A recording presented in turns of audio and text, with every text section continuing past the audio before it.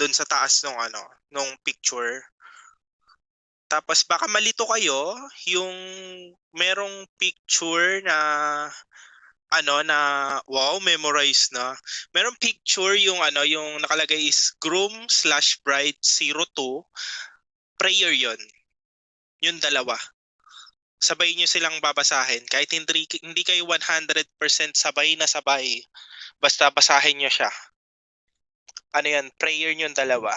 And then, meron kayong Bible bearer?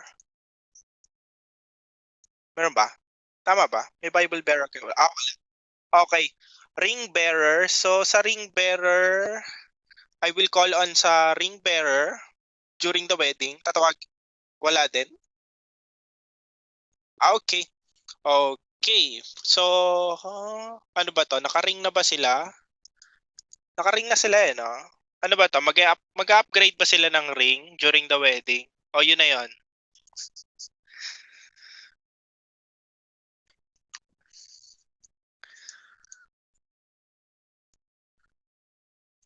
Try upgrade. Okay. If ever mag-upgrade kayo ng ring during the wedding, yung upgrade ng ring is hindi siya during the bigay ng ring.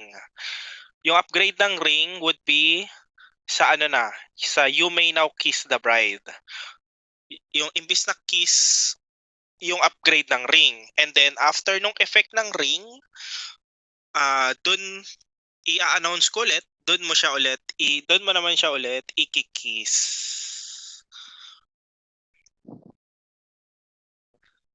Okay, tapos sa ating mga bisita, meron silang uniform or dress code.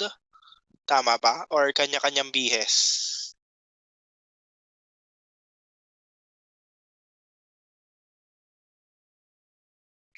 Yun. Meron daw, sabi ni Hope. Okay. So, hindi ko kung meron naman ng dress code, so hindi ko na kayo, yung mga bisita natin, hindi ko na kayo kailangang paalalahanan na huwag kayong masyadong mag-overdress para hindi masapawan ang ating star of the day, ang ating couple. Okay, tapos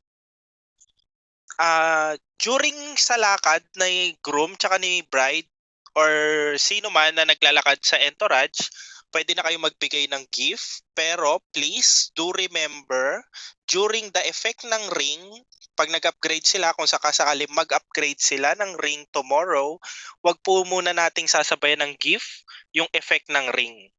Para sa mga nagpipicture at nagvi-video, hindi sumapaw yung effect ng gift nyo dun sa effect ng ring nila.